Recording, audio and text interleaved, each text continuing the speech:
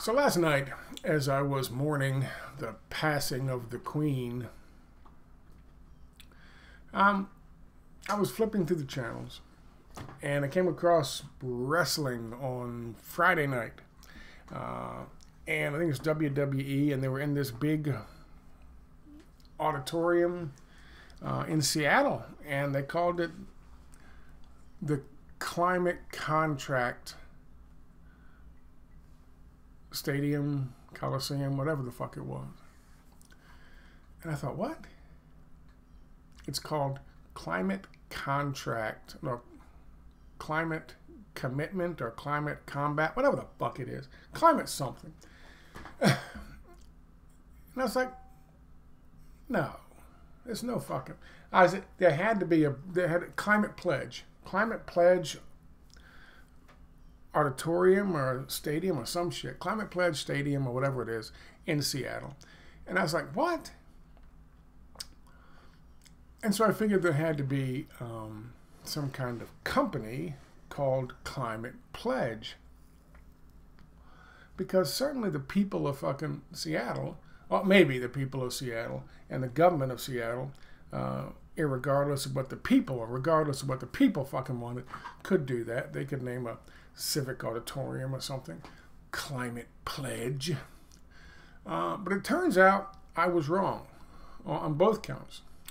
It is not the people, and there is no business called Climate Pledge trying to use. That's typically what businesses do, is they pay like $600 million or some shit for the naming rights of stadiums, coliseums, wherever they play fucking basketball games. They use for the naming rights. They pay a bunch of money because whenever somebody's talking about the game and where it's at, or the event like a wrestling thing, they have to mention the name. And so usually they put the company name in there. Joe's Bar and Grill fucking Stadium, but you know it's big business. It's big money to buy these fucking naming rights. So, like Three Rivers Stadium, I think that's Pittsburgh, whatever it was, the Pittsburgh Steelers. Now they're Acrisure Stadium, whatever the fuck, Heinz Field. Used to be Heinz Field. Heinz bought them, had a bunch of fucking Heinz ketchup bottles and shit. Now it's fucking, used to be Three Rivers, and it became Heinz, and now it's fucking Acrisure. So I thought, obviously there must be some business called fucking Climate Pledge. No, it's Amazon. In 2020, June 25th, Amazon purchased the naming rights. The arena would be branded as Climate Pledge Arena to promote Amazon's partnership with the environmental agency group Global Optimism and its Climate Pledge, under which the company, by extension the arena, vowed to make the entirety of its operations carbon neutral. So Amazon spent $600 million or so for the naming rights, and they used that money and that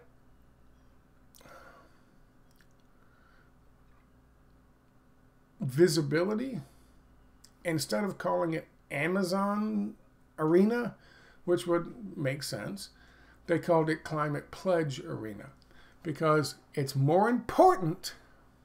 Back in mid-2020, it's more important to big business to push the agenda. Now, remember, in 2020, some places were still on lockdown from the old Rona crisis they manufactured. And here's Amazon in 2020 pushing the next one. Hi, I'm Scott. Today is the 11th? 10th? I don't know. 10th day. Oh, that's right. 10th day of September. Tomorrow is the anniversary. So today is the 10th day of September 2022. That is Bo. Cricket was here a few minutes ago, but there's no co-pilot in the co-pilot seat. We're going to talk more today about picking up on what I was talking about on Thursday. And that is, sometimes it's not enough to talk about the World Economic Forum anymore. We need to go deeper. Klaus Schwab, a wonderfully comic character, walking around, he gave that commencement speech in that wild space fucking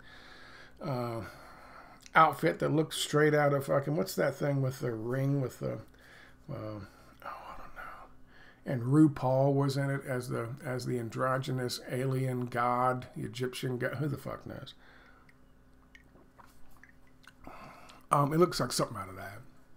Something a bad costume designer working for the original version of Star Trek would have come up with.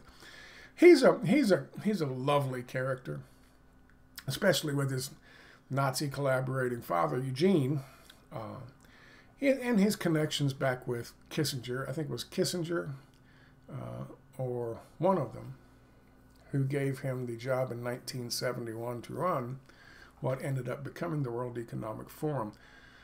He's a lovely character to point at and go, he's the one doing all this.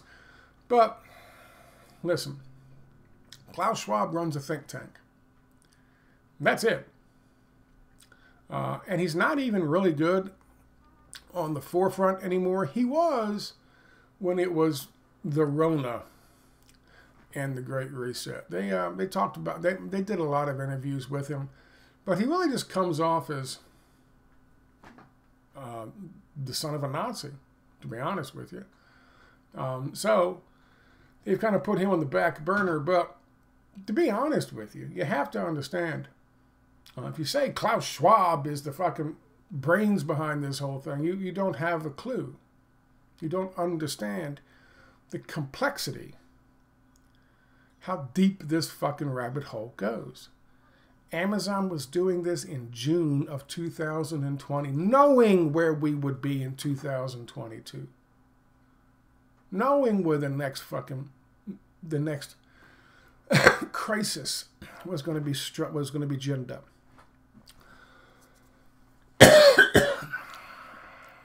Let's talk about that for a bit. Start off with, let's do this. Let's go to this little clip from RT, by the way. It used to be considered at least a relatively coherent, trustworthy source of anti-establishment fucking information. This is, I don't know who Melinda Richards is. I don't give a shit who Melinda Richards is. I do not follow her, as you can see there. But somebody posted this, and I saw this interview. I don't know when it was, what the date of it was. But it's interesting. Now they're talking about the death rate has doubled in Moscow as the wildfires. Oh my God, the wildfires. It's climate change. It's global warming. This is an individual for RT who, of course, has been brainwashed into the groupthink that we are responsible for global warming. And he is having a conversation with an expert. He introduces an expert who doesn't really go down the road that he thought the guy would go down. Have a listen. Cities and poor harvest are being seen by some environmentalists as signs of climate change. Let's now cross live to London to discuss this with Piers Corbyn. He's an astrophysicist and also founder of Weather Action. Good to have you. Thanks very much indeed for joining us live there in London. So what we're seeing here is a drastic change in climate, aren't we? Well, climate has always been changing, but this has nothing to do with man. In fact, we predicted that there would be extreme heat in East Europe and Russia this summer. And it's caused by a certain circulation pattern. CO2 does not cause circulation patterns. What causes those is a combination of solar activity and the state of the phases of the moon. But hang on, Piers, excuse me, just a minute. You say this isn't caused by man. How come they're reporting this heat wave is recognised as the worst in 1,000 years of recorded history in Russia? And surely man has got something to do with this, hasn't he? No. Nothing to do with it. The only connection is man is here at the same time as the sun and the moon are doing things. So here's part of my point. Part of my point is you're not going to be able to convince. Klaus Schwab isn't having seminars on Zoom to tell all these people what to say. Klaus Schwab isn't telling the ownership of Amazon. He's not talking to someone like Klaus Schwab is not dictating policy to Bezos. I think that's the guy from Amazon. That doesn't happen. That doesn't happen. Klaus Schwab isn't the mastermind behind the whole thing. Just like his father Eugene wasn't the mastermind behind what happened in Czechoslovakia and Ukraine and Poland. He wasn't the mastermind behind that. He was a collaborator, much like his son is. His son is a facilitator. Klaus is a facilitator. He gets other people to write who are on board with the plan from early days in college, and they, for some reason, then they get to go to the good colleges, or they get to go to the good colleges because they have family members who are on board, and they get good educations, and they can put together these reasonable sounding fucking agendas, white papers, in which Klaus Schwab collects them, his people collect them, and put them together and publish them on the World Economic Forum's website. Is like, he would be like whoever runs American Legislative Exchange Council's website, or the front man for American Legislative Exchange Council. He's not the brains behind it. He's not the power behind it. He's not the money behind it. He's not even the ideological fucking spokesperson behind it. He's just the front man. Very simple.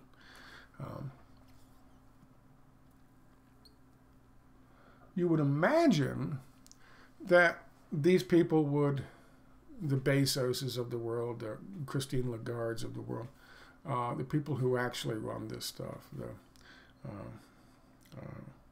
Mark Carneys of the world, you would think that the Larry Finkelstein from BlackRock's of the world, you would think that at some point in time they would have said, you know what, maybe we should have a different front person for the World Economic Forum and the Great Reset, since that's our thing, that doesn't make people immediately think of the Nuremberg fucking rallies. Because of the way he speaks, because of the way he carries himself, and because of his fucking father's connections. Maybe we should recast that particular role and move him along to something else. Like when, say, billionaire fucking quarterback Tom Brady decided he wasn't going to retire because he wasn't going to get that job down in Miami. And so he came back to the Bucs, but he said, you know what? Let's get rid of that coach guy because he's the one holding me back. And they moved the coach up to the front office, gave him a promotion. He failed upward. Well, that's what they should do with Klaus Schwab. But of course, maybe the whole point is they want people to think these things. They want people to know this. They want people to see it. Which might, of course, explain whoever the lighting designer was who did Joe Biden's last fucking speech.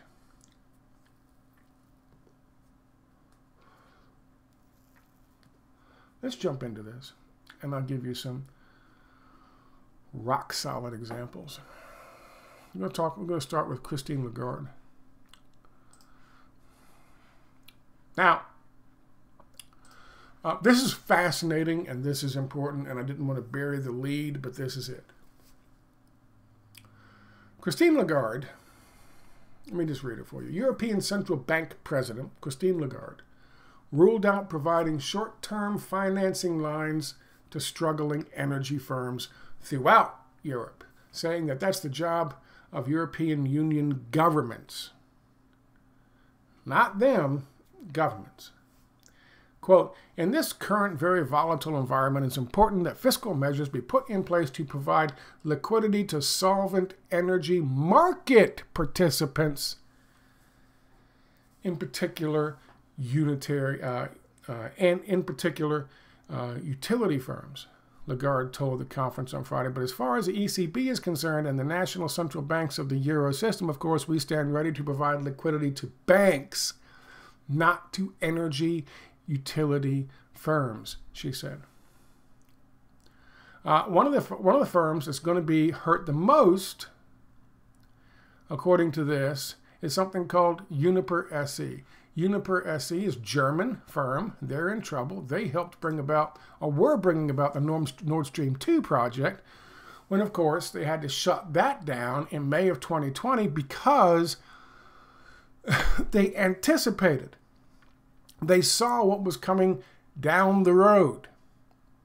They didn't want more energy, cheaper energy to the people of fucking Germany and the rest of Europe. They wanted less, more expensive.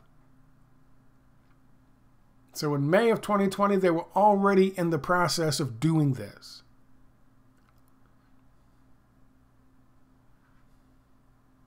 So, who owns Uniper?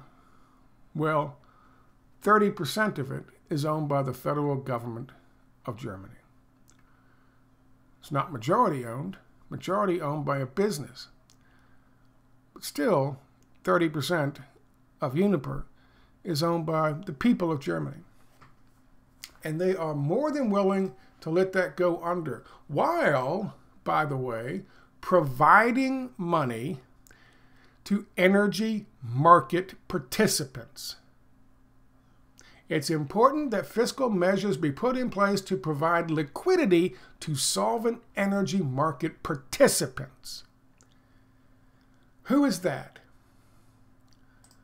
Energy market participants. Those are speculators, energy speculators.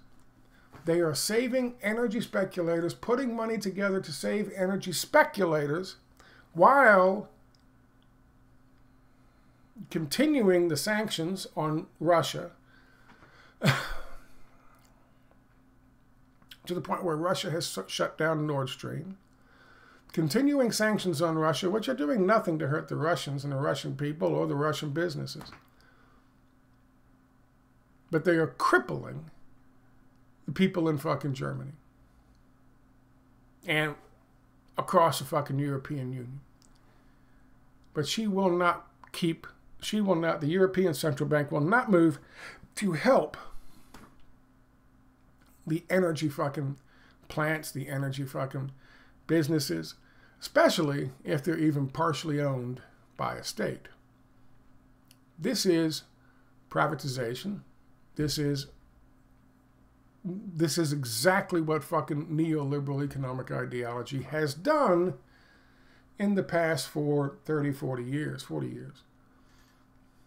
Once you go in someplace, once you slam the economic brick down on them, you have winners, you pick winners and losers. You cripple their fucking economies.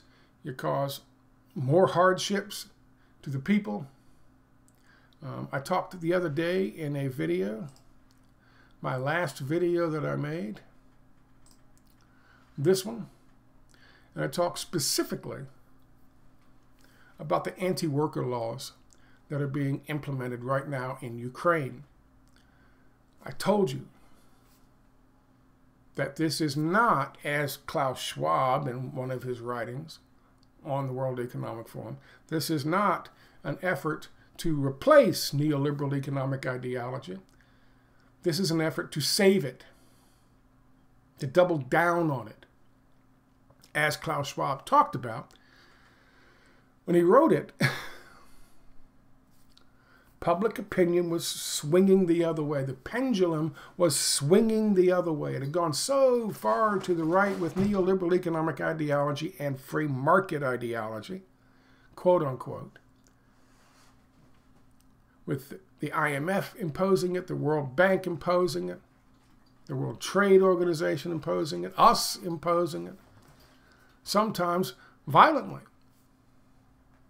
as in the case of Egypt, where John Kerry and Barack Obama, along with al-Sisi, a general in Egypt, overthrew the first elected president of that country in order to tear up the referendum approved fucking constitution for the Egyptian people and replace it with something that was more approved by the world economics leaders. I wrote about that. I talked about that in a video yesterday. You can go back and look at this video here.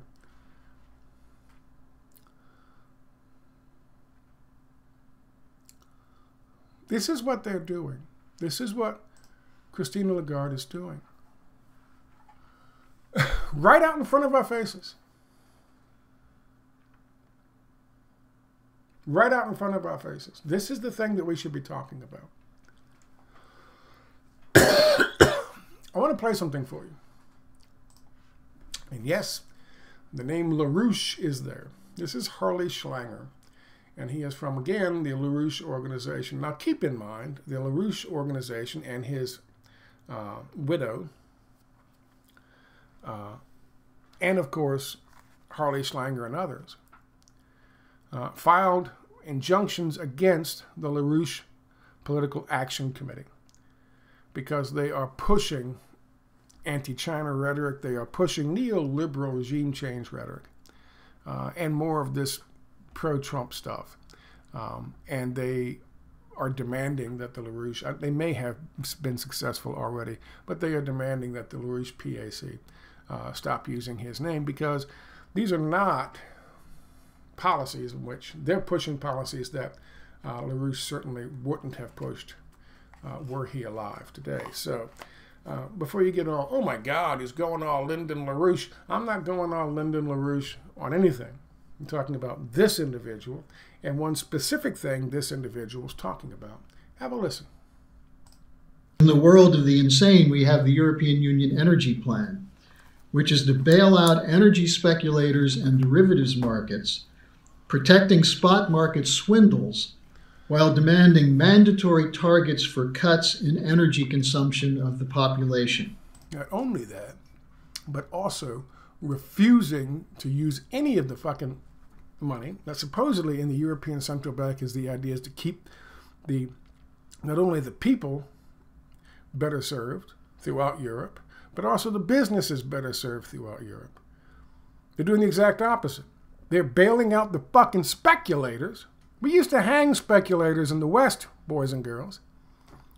They're bailing out the fucking speculators and telling the fucking energy companies, oh, you're fucked now.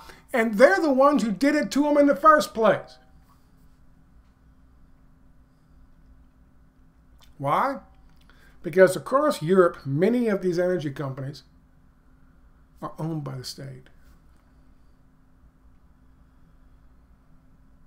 And, of course, they're telling their own fucking, the governments that make up the countries in the European Union not to bail out these fucking energy companies. Let their stocks drop so then they can be privatized, bought up for pennies on the dollar. Privatization, neoliberal economic ideology. Attacking workers' fucking rights. Attacking workers' fucking leverage. Attacking their fucking unions. That's neoliberal economic ideology. And of course, as I talked about in that video as well, another one is deregulation and then cutting fucking corporate taxes. Joe Biden said, oh, we're making them all pay now. By doing what? By dropping the minimum tax rate, corporate tax rate, from 22% to 15%. We're making them all pay. No, it's not. They'll find loopholes. The ones who get away with paying zero fucking taxes this year and last year and the year before that, they'll continue next year, this year, next year, and the year after that. They'll still get away with it because they have an in at the IRS, an in Washington. However, meantime, the ones who were paying and being forced to pay at 22% are now going to be paying at 15%. It is a race to the bottom. This is neoliberal economic ideology. The very same thing that Klaus Schwab supposedly, what he did, writing this paper and writing that book right there, that they had to replace because it had failed. No, what failed was people talked about it, people became aware of it. When I first started writing about neoliberalism, people had no idea what the fuck I was talking about. They thought I was talking about the new left in terms of politics. Many of them still don't really realize it's got nothing to do with political position. It's got to do with an economic position. And it's not liberal. It's the farthest thing from it. However, things had changed. I remember, I've been doing this for 15 years. I've been writing about back when I was writing. I was writing about it for 12, 13 years. About neoliberal economic ideology. And you rarely saw it. You rarely saw it. So much so that when I watched a protest or I saw a sign at fucking Occupy and it said end neoliberalism, one of the first times I had seen actually the word cited by somebody who wasn't writing on some insider's fucking website or financial website someplace. Or someone like Naomi Klein.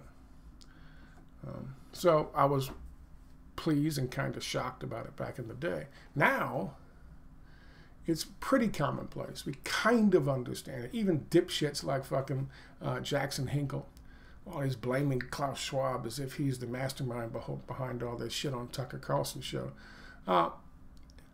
Even he uses it, probably wrongly. It was used for the last 4 years to describe fucking,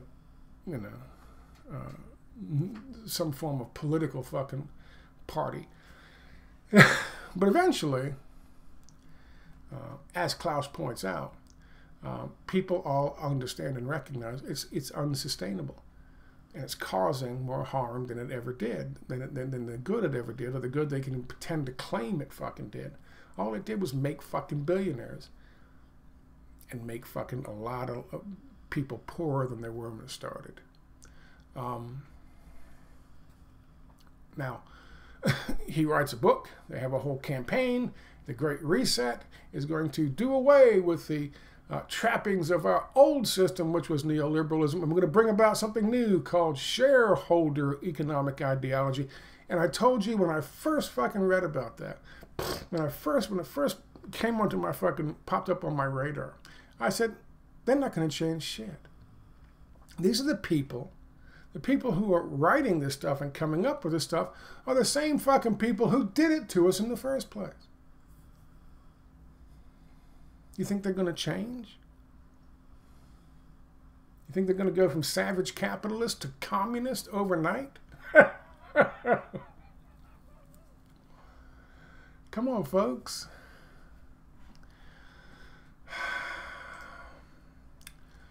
Let's do this. Wow, we got a bunch to talk about tonight.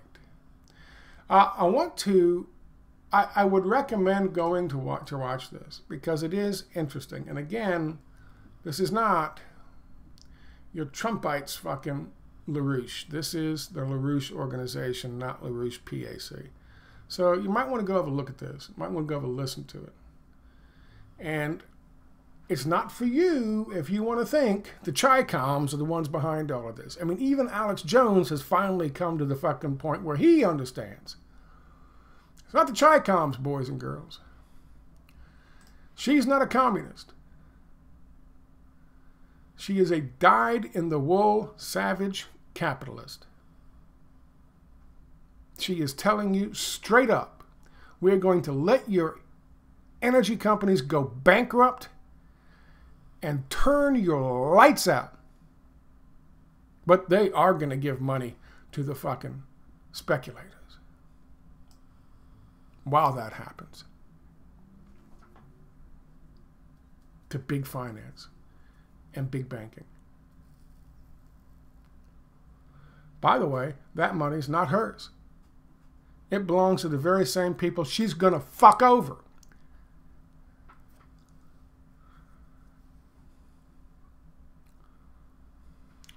I would recommend Climate Pledge, $600 million to push a crisis agenda in 2020. And they shut down the efforts on Nord Stream 2 in 2020 as well, about a month before, knowing full well where they were going. If you don't believe me, take a look at this from November of 2021. This is something written by Whitney Webb, and it's talking about the UN-backed Banker Alliance announces green plan to transform the global financial system. The most powerful private financial interest in the world, under the cover of COP26, global warming, have developed a plan to transform the global financial system by fusing with institutions like the World Bank and using them to further erode national sovereignty in the developing world. I'll read just 2 paragraphs for you. Listen. On Wednesday, an industry-led and UN-convened alliance of private banking and financial institutions, that's what we're talking about, folks, announced plans at the COP26 conference to overhaul the role of global and regional financial institutions, including the World Bank and the IMF. By the way, both, the leadership of both of those institutions also happened to be sitting on the board of leadership and governance of the World Economic Forum. Continuing with Ms. Webb's article, quote, as part of a broader plan to transform the global financial system, the officially stated purpose of this proposed overhaul per alliance members is to promote the transition of a net zero economy. However, the group's proposed reimagining of international financial institutions, according to their recently published progress report, would also move to merge these institutions with the private banking interests that compose the alliance. Let me stop. What is she doing? What is Christine Lagarde doing now in 2020, September 2022? They're not going to fucking prop up the actual fucking companies that provide power to the people of Europe. Instead, they're going to provide money for the speculators. The financial institutions and banking institutions that are speculators in the energy markets. She's telling you that. We stand ready to provide liquidity to banks, not to energy utility firms. So, she's 100% correct on this, isn't she, Mr. Webb is? Let me continue. However, the group's proposed reimagining of international financial institutions, according to their recently published progress report, would also move to merge these institutions with the private banking interests that compose the alliance, creating a new system of global financial governance and erode national sovereignty among developing countries by forcing them to establish business environments deemed, quote, friendly to the interests of alliance members. In other words, the powerful banking interests that compose this group are pushing to recreate the entire global financial system for their benefit under the guise of promoting sustainability. This alliance, called the Glasgow Financial Alliance for Net Zero, or GFANZ, was launched in April 2021 by John Kerry, U.S. Special Presidential Envoy for Climate Change, Janet Yellen, U.S. Secretary for the Treasury and former chair of the Federal Reserve, and of course, as I mentioned before, Mark Carney, UN Special Envoy for Climate Action and Finance, and former chair of the Bank of England and Bank of Canada. Carney, who was also the UK Prime Minister's finance advisor to the COP26 Conference currently co-chairs the alliance with U.S. billionaire and former mayor of New York City, Michael Bloomberg. End quote. This is a fascinating, in-depth discussion of how these people were pushing for this climate change, net zero transition. How many times have you seen me in a video mention and point out where somebody, I think I did it twice, once with recently in the same video, right next to each other, I talked about the governor, Newsom, in California, talking about how we're going to use energy to transform. That's what he did. Transform. That was his gesture. Transform. Grab it and take it. Transform. Use energy crisis to transform our economic structure. And then the same thing, Trudeau. Trudeau looking around, talking out his ass, talking about the new transformation. This is what they're talking about. This is the transformation they're talking about. Climate change. The head of climate change. Climate, what climate? Are they talking about the environment? Are they talking about that? No. No.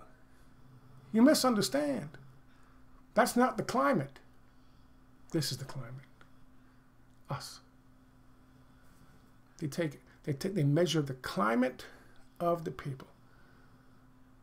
What are we willing to put up with? What are we willing to fucking go through? What are we willing to allow them to do just to get the fucking stores back open, get back to work, take the mask off our goddamn kids, stop getting the fucking shots every goddamn 90 days? Oh, now it's just a year? Okay, that's great. Thank you so much for this fucking deadly fucking experiment you're running on us. Turn the lights back on. Turn the fucking air conditioner a little bit further down instead of having it at 85 fucking degrees all day long. Let us be able to go see our fucking loved ones in the elderly home or in the hospital before they pass away. Let us have gatherings and our friends back together when we're getting married or someone's being buried or some other milestone. Celebrate and acknowledge the milestones of our fucking lives. Let us get back to fucking living. Please. And we'll let you do whatever the fuck you want. We'll let you push the fucking digital ID on us. We'll let you push the fucking central bank digital currency on us. We'll let you do all that. The climate's got to change so they can transform social, economic, political environment. You understand? That's what climate change is. That's what climate change is.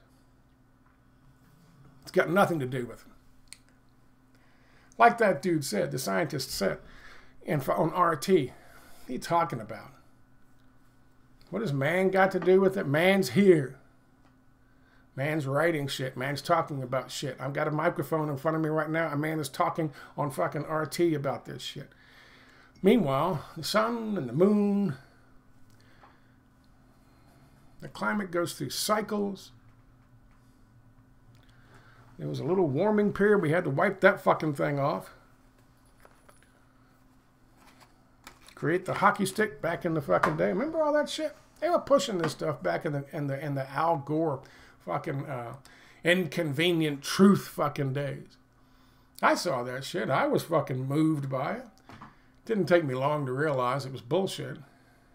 But you know, it was effective because it wasn't Al Gore. He was a guy talking. They just used Al Gore. It was these motherfuckers. They were the ones behind it. They were the ones who wrote it. They were the ones who directed it. They were the ones who produced it. They were the ones who designed it. And it was effective. This has been what this has been about since day one. Since day one. I don't know when that video from RT was. I'm imagining it was a while ago. but it still holds true today. Whatever comes along, remember, I live in Florida, and a couple of years back, we had the most hurricanes making landfall in the U.S. On the East Coast. That's where hurricanes go. Florida and all the way up the East Coast. Ever. And during that fucking year, all you heard was, it's going to be like this every fucking year. Give us cap and trade. Give us this. Give us that. Let us create a new derivatives market for these carbon tax credits, carbon credits. Because it's going to be like this every year. Oh my God, it's the end. Here we are in Florida. And we pay attention to such things in Florida. Hurricane season. There hasn't been one named storm all year. And I don't think anything hit fucking the U.S., or at least not Florida last year. I think maybe one up the East Coast. Maybe.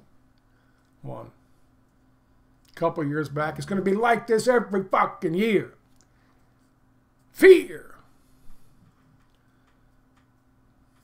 Was it? No. Shit moves in cycles.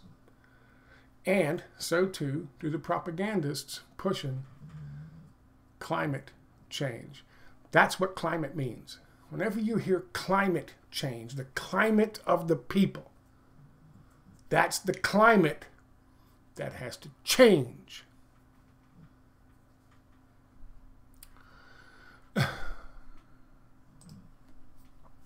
This is a very good article. I strongly recommend you go read it. I'll post a link to it down below. Whitney does really good work. She really does.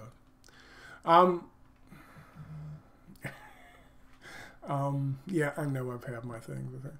Recently, now just so you know, I want to read a list here. The Netherlands, the Dutch, in 2019, India in 2020, Germany 2022, Canada 2022, Spain 2022. These are places where people have been pushing back. Farmers have been pushing back. Because again, because of climate change, they have been waging war now against the farmers. Create a economic crisis, create a pandemic crisis, create a energy crisis, and create a food crisis. All of these crises will create the climate for change. Plus, in the meantime, as I've shown you with Christine Lagarde, in the meantime, you can then put businesses out of business, state-run businesses, or just big competition businesses, put them out of business, and buy them up for pennies on the dollar. Same thing would happen with the TARP bailouts, if you recall. But here we go with this. The Dutch agriculture minister has resigned because of these massive protests. They don't really get into that here. They just talk about, oh, he's got problems with nitrogen. It's a row. Massive protests. They were shooting at them just a month ago. They shot Dutch farmers, or shot at them as they were trying to push with their tractors past the fucking police barricade. And that motherfucker had to resign. Good. Doesn't mean they're going to quit, but good. What's happening is it's spreading. In India, they actually started before what happening in India was 2020, and then they stopped in 2021. Now they have picked up the fucking protests all over again. India, Canada, Germany, Spain. And people are protesting out in the fucking streets, especially in Germany. But people are protesting by the thousands, by the tens of thousands out in the fucking streets.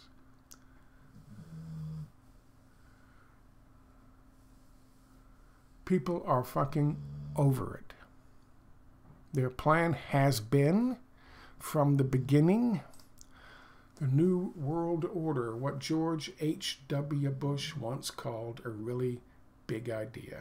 The New World Order is a world run by the heads of corporation, by business, of business, and for business. It is not communism. It is not the Chi-Coms. It is not socialism. It is the farthest thing from it. It is a plantation planet. You will own nothing and be happy. And when I say you will own nothing and be happy, what I'm trying to tell you is this.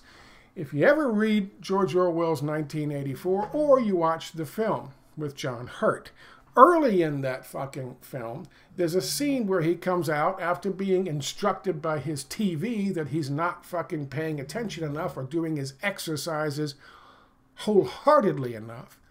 He goes to work in his drab fucking, from his drab apartment wearing his drab clothes to his drab hall to his drab elevator, where one of his neighbors, who doesn't work in the Ministry of Truth, and he is saying he's happy. Why is he happy? He's delivering this line as if he's like it's a hostage video. He says, "Oh, I'm so happy that they've upped the chocolate ration from 1.5 grams a week to 2 grams a week." Instantly, you recognize the fact, you flash back to the work that Winston did himself. The guy he's talking to, his neighbor is talking to, Winston did himself. Rewriting the fucking history. They were going to reduce the chocolate rations from 2.5 down to 2. And so the Ministry of Truth said, okay, we're going to go back and erase any mention of the fact that we ever had 2.5 grams of fucking chocolate a week. And we're going to, instead of talking about reducing chocolate rations, we're going to write about increase.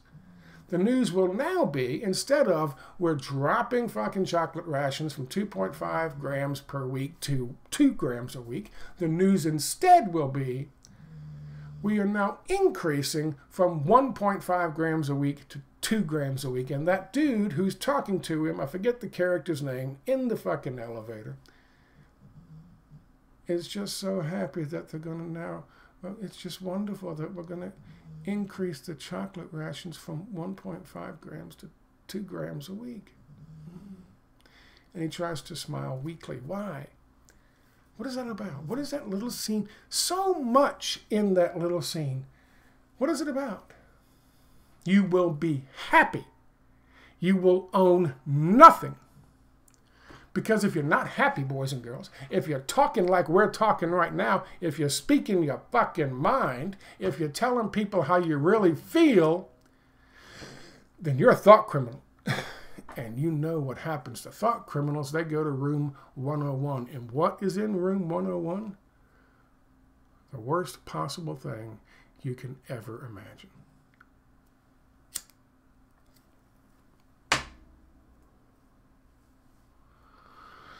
That's the world they're going to create for us. You will own nothing, including your money. Your money will be a central bank digital currency. Or it'll be really controlled by the banks, because the central bank is owned by the banks. So it'll really be a banker currency. There'll be no cash. There'll be no cash transactions. You'd be afraid if you do cash transactions, somebody will snitch you out. And then they'll come knock on your door. You won't own cars. You won't own a home. You won't really own your clothes. But most importantly, you won't own your money. Whatever the central bank needs to do, whatever the bankers need to do to support, if all of a sudden Amazon's fucking stocks and BlackRock owns all of this shit now, remember, Amazon stock starts to drop. Oh no, we're losing a little profitability. Can you help us out? Sure. They will automatically have money come from your account to purchase something from Amazon for the greater good. Not meat, not something you really want, but something they deem you might need. Or if you're a good little boy or girl, maybe they'll get you a new phone, but you'll be buying it through Amazon because Amazon needs that fucking bump. Your insurance will be a percentage. It's like the mafia. Your insurance will be a percentage. You got to give us 10%. If you're wealthy and well-placed, 3, 4, it's okay. Let the peons, we'll jack up the peons a little bit to cover you. Don't worry about it. 1%. That's how it will work. And that is what they are looking to do. And then once they have that, boys and girls, there's no fucking resistance. You can't fucking resist. There's no farmers in tractors once they get there. Don't you understand that? That won't happen. There's none of this. There's none of us talking about this shit. That's what they're shooting for. It's a really big idea. And it is. And you think fucking Klaus Schwab is the one who came up with this?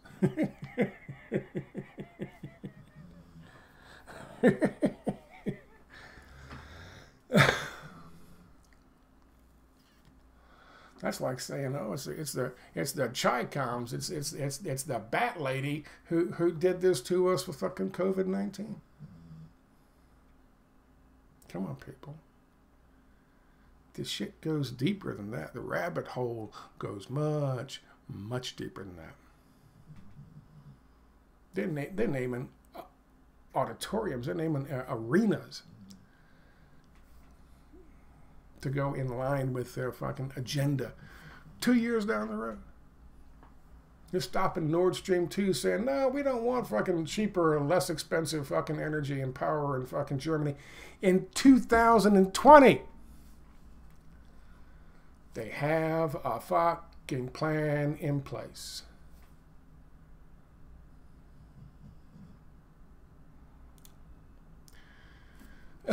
The best recommendation I can give you. I don't know why this thing is. I think it's because maybe because the other fucking monitor weighed like a ton. It locked down my damn desk, and so it doesn't wave around like that. I'll figure out how to fix that in the next video. Sorry about that. Strongly recommend you go and read Bloomberg and what she's saying about fuck your energy companies. We'll let them go under and we'll privatize them. Fuck your energy companies.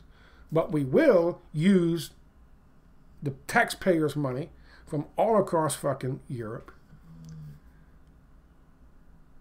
to prop up the fucking speculators, the financial institutions, and the banks. That's exactly what Whitney Webb was writing about in November of 2021. Exactly what she was writing about in November of 2021. I won't put all these links to these fucking protests and this stuff. You've seen this before ad nauseum. There's tons of it out there for you. But I will post this one, and I will post this one. And that's pretty much it. That'll give you a good breakdown of what's happening here. It's not fucking Klaus Schwab, boys and girls. He is a facilitator. He is a collaborator. He is working for them, just like much like his father did. But we're talking about Bloombergs. We're talking about fucking Bezoses. We're talking about fucking Finkelsteins. We're talking about the movers and the shakers. Christine Lagarde. These are people that would have Klaus Schwab come by their house at their demand and clean their fucking toilet, and then leave without talking to them. That's the kind of people we're talking about. And those are the ones we have to focus on. And good start to that for you. If you haven't already, check out Whitney Webb's work, and then compare that to what's actually physically happening now. Now, he's going to, I'll also post a link to this, because he's talking about a number of other actions that are taking place currently. Secretary of State Blinken going to Kiev with $3 billion in aid, $2.2 billion in long-term investments. Now that they've got that thing pushed out there that'll fucking cripple the employees and the workers in fucking Ukraine. And then $675 million more worth of our old stockpile weapons, which of course will go in the front door and out the back. God knows where the fuck they'll end up. What terrorist organization that we run will have access to those. But that's a good way to send them to them without actually sending them to them and being registered. They can blame, oh, well, there's chaos in fucking Kiev right now. Same thing we did with fucking Iraq, by the way. I mentioned the new law in Ukraine, the harm fucking workers. He's also going to talk about the Ukraine Defense Contact Group, which you should look into. That's Lloyd Austin, Secretary of Defense from Raytheon, and of course General Milley from the Joint Chiefs of Staff, and a whole bunch of others, figuring out how to keep that fucking crisis-generating conflict going longer, because they're not done with it yet. And of course, he's mentioning here the EU bailout plan. I told you the Dutch Minister of Agriculture resigned. I want to say one last thing, just so everybody understands this, and my point about this. I mentioned the other day that what's Putin doing? What's he doing? He's got some new agenda. He's got some new plan. He came out there and he mentioned it. What's he doing? He knows how this is being used throughout Europe and the westernized world, how this fucking conflict is being used. And we say that it would be, of course, anti-war folks like myself, anti-globalization folks like myself, anti-Nazi folks like myself. We say the best thing to do is just for fucking Zelensky to be instructed by his handlers, Kolomoisky and others, to resign. Resign the fucking conflict and then resign his fucking presidency. To cut a deal with Russia, say, okay, we'll get rid of the fucking Nazis, we'll arrest them. Well, fucking, you can have the Donbass region because we're never going to have them anyway because they're going to fight until they're all dead and we've blown the whole place up and it's ruined anyway. You can have Donbass. And of course, Crimea belongs to you anyway. And NATO's not going to let us in. I've told you this from day one. NATO's not going to let us in. Not only Turkey, but other members of NATO say, no, fuck that. We're not going to do that. So they were never going to be in the first place, which is a weakness when I hear someone like Lavrov, foreign minister, I think, is of Lavrov, talking about, you know, from the beginning, oh, well, we got to fucking make sure they have a thing where, you know, I'm not going to join NATO. Everyone's known, anyone who's got half a brain's known from the beginning that Turkey wasn't going to let him in. And other countries weren't going to let him in.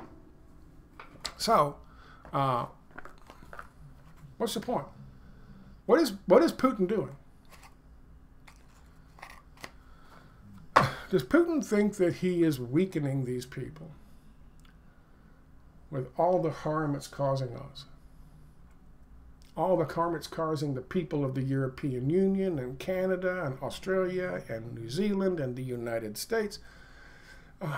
Does Putin think that it's weakening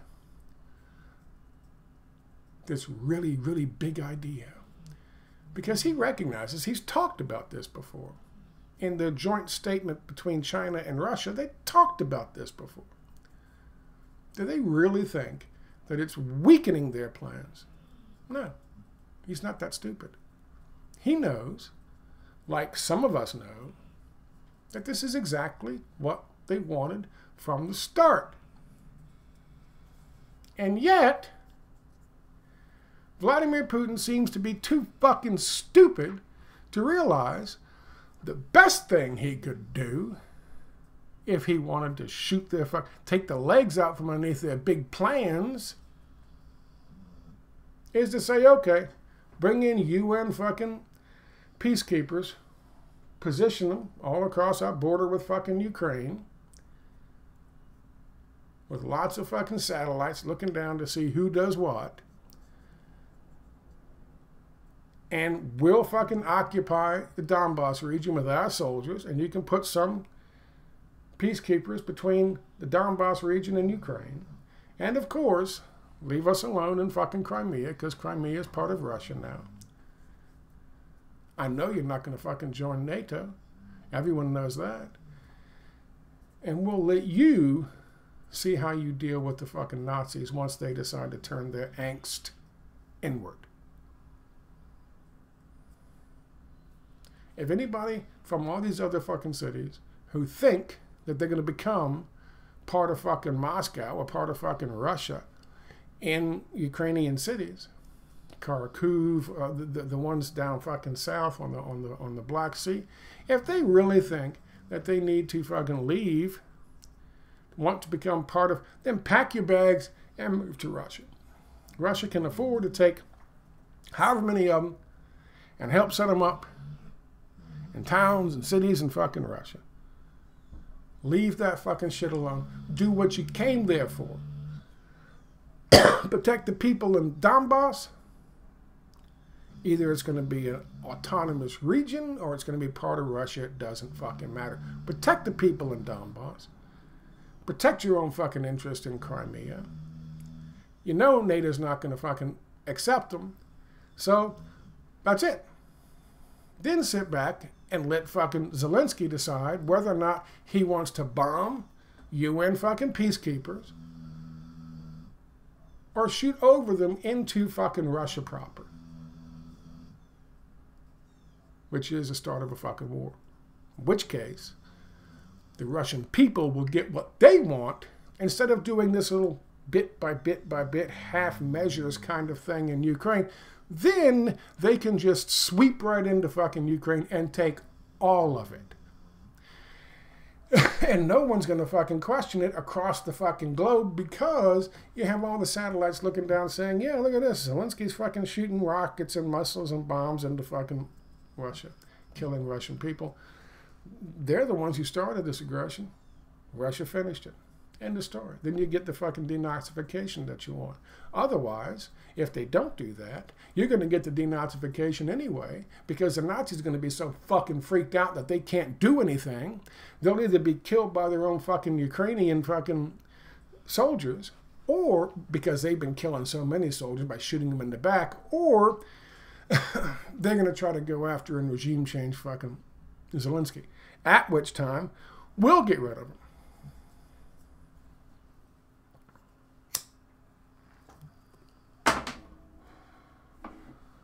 We like using Nazis for regime change operations, but we don't want another Hitler. And if that becomes the case, if that becomes the option, if that becomes something that looks like it's on the horizon, I guarantee you, we'll go in there and take care of him, and we'll pat ourselves on the back while doing it. Why isn't Moscow doing that?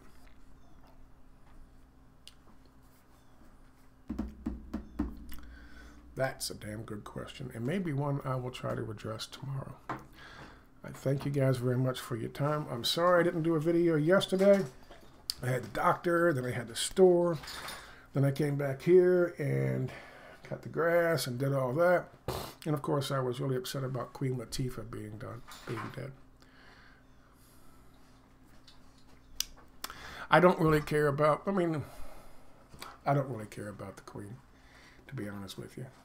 Another fucking rich, entitled, born to super wealth and power white woman died.